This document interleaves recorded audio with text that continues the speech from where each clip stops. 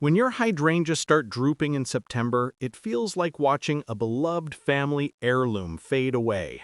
The once bold blossoms, soft blues, pinks, or whites that lit up your summer yard now sag and brown as if all hope has drained out of them. But here's the truth, your hydrangeas are not gone. They are waiting. And in this very moment, you have the power to revive them and bring them back for a final show this fall. Miss this window, and you may lose them until next year. Don't take that chance. Subscribe right now so you'll never be left helpless when your garden needs you most. Across the United States, gardeners from Zone 4 in Minnesota all the way down to Zone 9 in Florida face the same heartbreak when September arrives.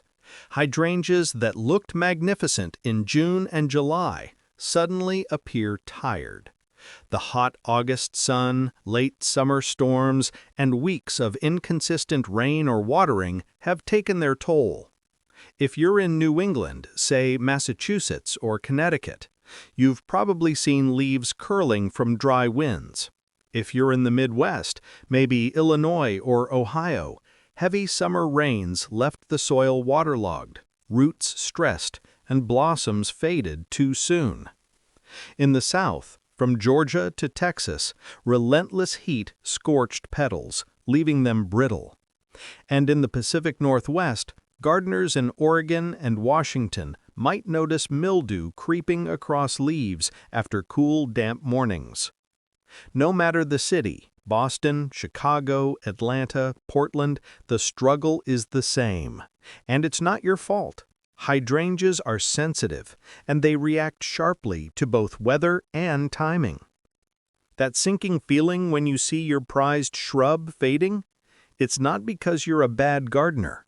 It's because hydrangeas demand specific attention right now, in September, or else their blooms will vanish before the first frost. But here's the promise. If you take the right steps, even a hydrangea on the edge of collapse can rebound in weeks, and you'll witness fresh buds opening in shades that look painted by the autumn sky itself. Step 1. Cut back correctly. Many gardeners panic and hack away at stems the wrong way. That mistake can cost you next year's flowers. In zones 5 to 8, where most hydrangeas thrive, September is not the time for heavy pruning. Instead, focus on what I call light revival pruning. Remove only the spent blooms, the brown mop heads or lace caps that weigh down branches. Snip just above the first pair of healthy leaves. Do not cut deep into green stems. Those green stems hold next year's buds. If you're in northern states like Michigan, Vermont, or Maine, cut even less, because cold weather arrives sooner and plants need every bit of strength to survive winter. Think of this as cleaning a wound gently, rather than doing surgery.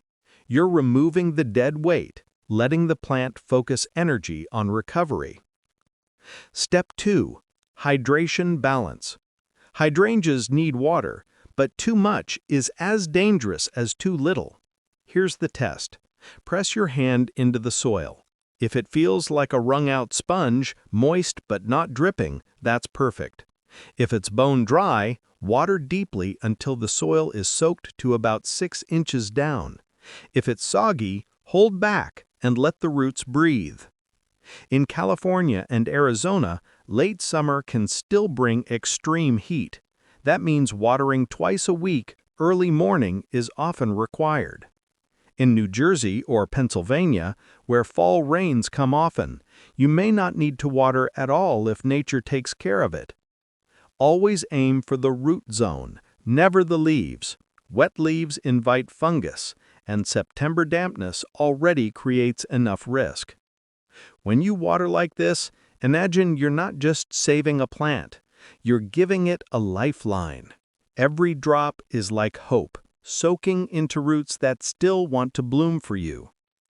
But here's the hard truth. Even if you prune correctly and water just right, your hydrangeas may still fail if you miss the next critical step, This is the mistake that thousands of gardeners across America make every September without even realizing it. And it's the reason why so many hydrangeas look barren by October.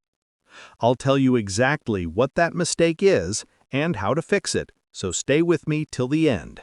You've trimmed the dead weight. You've balanced the water. And yet, why do so many hydrangeas still collapse by late September? It comes down to a single, silent mistake, one that even experienced gardeners from Seattle to Savannah make every fall. They feed their hydrangeas the wrong way, at the wrong time. Here's the trap.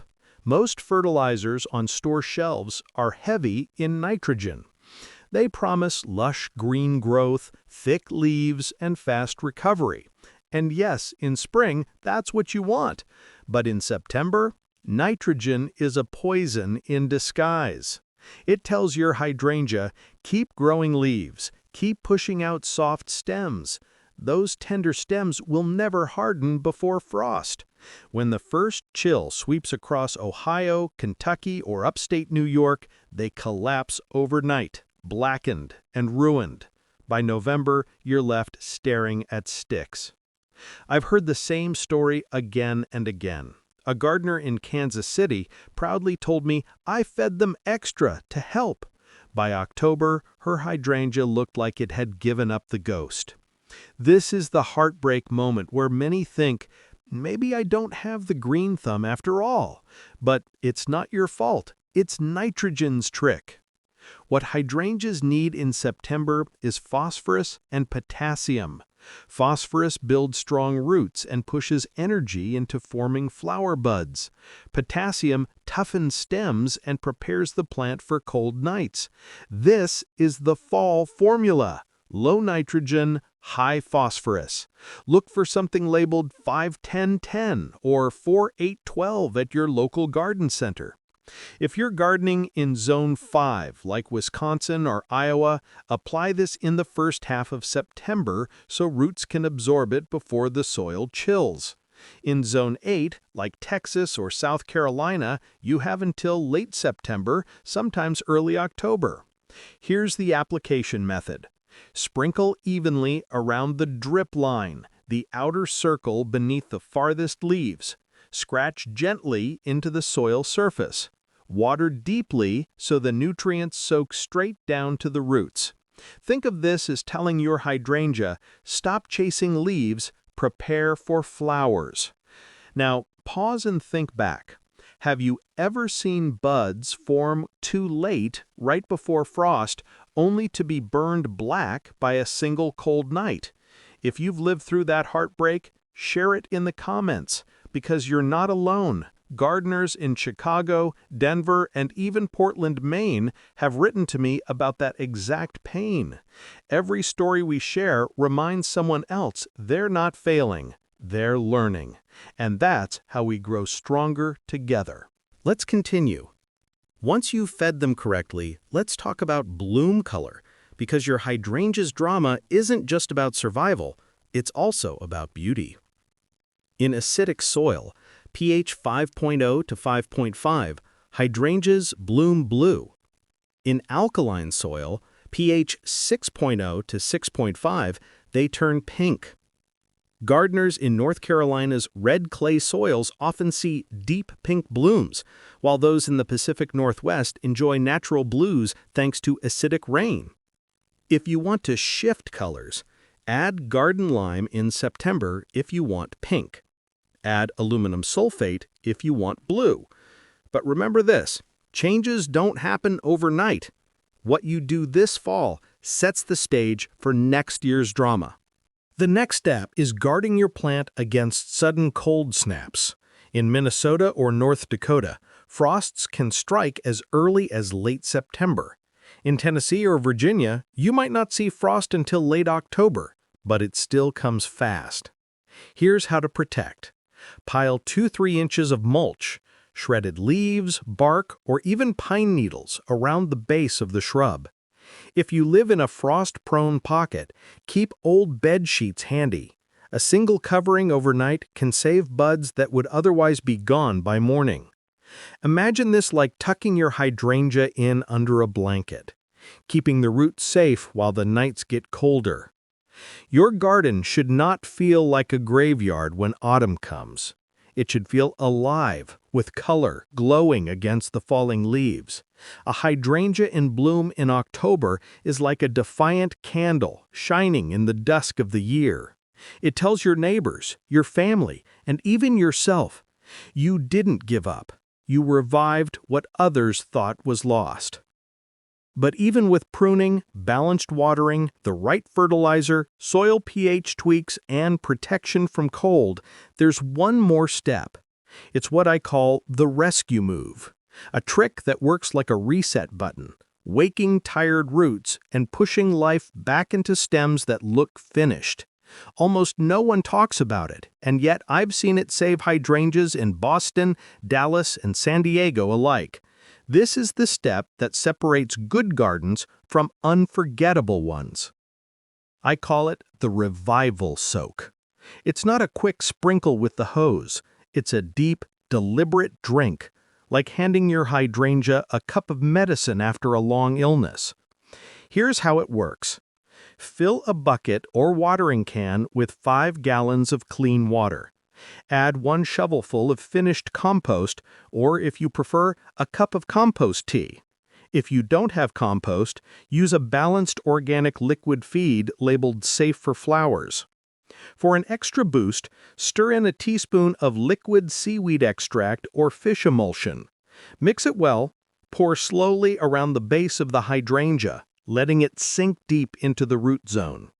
This is not fertilizer. It's recovery. The organic compounds feed the soil life, which in turn feeds the roots. Within a week, you may notice leaves lifting, stems straightening, and buds swelling. Picture this. In Ohio, a gardener named Margaret watched her endless summer hydrangea wilt after weeks of heat. She tried pruning, she tried watering, but nothing worked. Then she gave it a revival soak. 3 days later, she walked outside and gasped. The leaves were no longer hanging like wet cloth. They had firmed up, reaching for the morning sun. The soil smelled rich and alive, not stale. And by late September, she had new clusters of blue blooms, bright against the turning maples around her yard. Have you ever tried something that felt like a last-chance gamble in your garden, only to see it work? Tell me in the comments. Stories like these remind us all that even when a plant looks gone, it may just be waiting for the right touch. And if this revival soak is new to you, say, "I'm trying this," in the comments, so I know how many hydrangeas we're about to save across America this fall. Let's talk details. In cold regions like Zone 4, Minnesota, Wisconsin, upstate New York, do this soak in early September. The cooler nights mean roots need more time to respond before frost. In Zone 7 and 8, like North Carolina, Georgia, or northern Texas, you can safely give this soak until late September. Your soil stays warmer longer, and roots remain active well into October. In California's Zone 9, the revival soak can even stretch into October, giving hydrangeas a bonus push before your mild winter. Important rule: never do this right before heavy rain. Too much water plus compost tea can drown roots. Choose a dry spell and give that plant that rich drink. When you pour this mixture into the soil, you're not only feeding a plant, you're restoring faith. How many times have you thought something was finished only to be surprised by its strength? A hydrangea that stands tall in October is more than a flower. It's proof that resilience is real. It whispers that life can come back, even when the season looks over. That's the feeling you'll see in your yard. Neighbors stopping by asking, "How are your hydrangeas still blooming?" And you'll smile because you'll know the secret. But remember this, without this step, your hydrangeas risk entering fall with nothing but brown sticks. Don't gamble on losing your blooms. Subscribe now, because every month there are moves like this, seasonal rescue steps that can transform your garden when it matters most, and missing one can cost you a whole year of color. I've seen it again and again. A row of tired hydrangeas in New Jersey suburbs, leaves sagging, flowers spent. Then, after a revival soak, a week later, the same shrubs looked reborn. Buds swelling, leaves green and strong, clusters of blooms glowing as the fall sun dipped lower in the sky. It feels almost like cheating nature, but it's not. It's working with her, giving back what summer's stress drained away. And yet, even the revival soak has limits. If you don't protect what it creates, a single cold snap can undo all your hard work. The blooms you just revived can vanish overnight with one early frost. That's why we move into defense. How to shield your hydrangeas from cold, mulch them the right way, and make sure your fall flowers last until the season truly ends. The revival soak has done its work. Your hydrangeas are standing taller, their leaves firm again, buds swelling with promise. But this new life is fragile. One sudden frost, one careless night, and all of it can vanish. That's why this next step is your plant's last defense. Without it, all the pruning, watering, feeding, and soaking won't matter. Across America, September and October bring sudden shifts. In Zone 4, places like Minneapolis or Duluth, frost can strike before the calendar even hints at Halloween. In Zone 6, cities like St. Louis or Columbus, the first frost often sneaks in by mid-October. Even in Zone 8, like Dallas or Charleston, unexpected cold snaps still appear. So, what can you do? Mulch deeply. Spread 2 to 3 inches of shredded leaves, pine needles, or bark around the base of your hydrangea. This keeps soil temperatures stable and shields roots from sudden drops. Cover on frost nights. Keep old sheets or burlap handy. On evenings when the forecast warns of frost, drape it gently over the shrub. By morning, remove it so the plant can breathe again. Avoid plastic covers. They trap moisture and suffocate your hydrangea. Cloth or burlap lets it live. This small act, just a few minutes before bed, can be the difference between glowing blooms and blackened stems by sunrise. In Lexington, Kentucky, I once walked a row of gardens after the first October frost.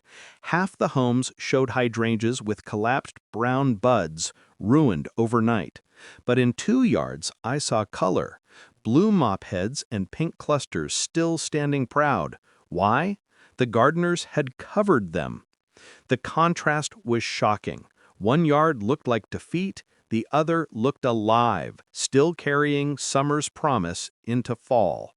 That is the power of protection. When you guard your hydrangeas in September, you're doing more than saving flowers. You're preserving hope. A hydrangea that blooms in late October glowing against bare maples and fallen leaves feels like defiance. It says, "I will not go quietly." Your neighbors may have already cut their gardens back, resigned to winter, but your yard tells another story, a story of persistence. And if you've ever been told something was too late, too far gone, imagine what it will feel like to walk outside on a chilly morning and see your hydrangea still blooming against all odds. That's not just gardening, that's victory. Tell me this, have you ever lost blooms overnight because of frost? Was it a heartbreaking October morning or a sudden cold snap in September? Share your story in the comments, because other gardeners need to know they're not alone. And if you've managed to protect your hydrangeas through a surprise frost, share that too. It might be the trick that saves someone else's garden this year. So let's bring it all together. Prune lightly, only the dead weight. Balance watering, soil damp, not drowning. Feed correctly, low nitrogen, high phosphorus. Adjust pH if you want blue or pink. Revival soak, the secret reset. Protect from cold, mulch and cover when needed. These 6 steps are your shield and sword. They take your hydrangea from collapse to color even in the closing weeks of the growing season. But here's the truth. This knowledge only helps if you use it in time. Miss a step, and your hydrangea could be gone till next year. Don't let that happen. Subscribe right now so you never lose another season to mistakes. Every tip is timed to the calendar, and missing one could mean losing months of blooms. Your hydrangeas don't have to fade into memory when fall arrives. They can be living proof that beauty can last, even as the year turns cold. When you walk your garden in October and see color glowing where others see only gray, you'll know. It wasn't luck. It was care. It was action. It was your choice to revive instead of surrender. And that choice makes all the difference. But the story doesn't end here, because what you do now doesn't only decide this fall, it sets the stage for spring. I'll show you how these September steps echo into next year, ensuring that when April and May return, your hydrangeas explode with color like never before. The last frost has not yet touched the soil, but your hydrangeas are already telling their story. Every careful step you took this September, pruning, watering, feeding, soaking, and protecting, has carried them to this moment. And now, in the cool light of fall, the payoff arrives. Before and after 52 to 54. Walk through a neighborhood in Cleveland, Ohio on an October morning. Most yards are quiet, lawns covered in leaves, flower beds cut back, life fading into dormancy. But then you reach one yard where clusters of blue hydrangeas glow like lanterns in the cool air. The contrast is breathtaking. That gardener didn't get lucky. They didn't stumble into success. They followed the steps. They made the choice to act when others gave up. Your yard can be that yard. Whether you live in Boston's narrow streets, suburban Atlanta, or small-town Nebraska, your hydrangeas can outshine the season. Saving hydrangeas isn't just about flowers, it's about what those flowers stand for. A hydrangea that blooms in October whispers a message that beauty can endure, even when the year is closing. It reminds you, and anyone who sees it, that resilience pays off. And isn't that the gardener's heart? To believe that no matter what the season takes away, there's always a chance to bring life back. Your hydrangea becomes more than a shrub.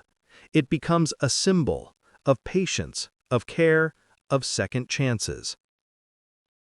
Now, I want you to think about this. Which hydrangea color are you hoping for this fall? Blue, pink, or white? Drop your answer in the comments. Your choice might inspire another gardener in the same zone, facing the same challenges. And when they read your comment, they'll realize they're not struggling alone. Here's something I want you to remember. Gardeners don't quit. They revive. That's the difference. Anyone can buy a plant in full bloom in June, but it takes real heart to nurse a plant through stress, through heat, through storms, and still see it shine in October. That's the kind of gardener you are, the kind who doesn't give up when something looks lost. And in a way, that's why people will notice your yard, not because you grew hydrangeas, but because you refused to let them fade. So let's bring it home. You pruned the right way. You balanced the water. You fed phosphorus, not nitrogen. You adjusted the soil pH for the color you wanted. You gave the revival soak. You shielded your plants from frost. Step by step, you turned decline into revival. And now, as your hydrangeas bloom into fall, you're standing in proof that timing and care matter. But here's the truth. Gardening doesn't end with one season. Each month brings a new decision, a new challenge, a new rescue. If this video helped you save even one bloom, imagine what you'll gain when you never miss a seasonal tip again. Subscribe now, because your garden deserves to be at its best every month, not just when luck is on your side. When spring returns in 2026, your hydrangeas will remember this September. The strong roots you built, the buds you protected, the soil you enriched, those choices will explode into color when the new year begins. And every time you see those blossoms, you'll know this wasn't luck. It was care. It was persistence. It was you. Your hydrangeas are more than plants. They are living reminders that revival is always possible. So, as the leaves fall and the air cools, stand tall with your hydrangeas, because you didn't give up. You revived, and that makes all the difference.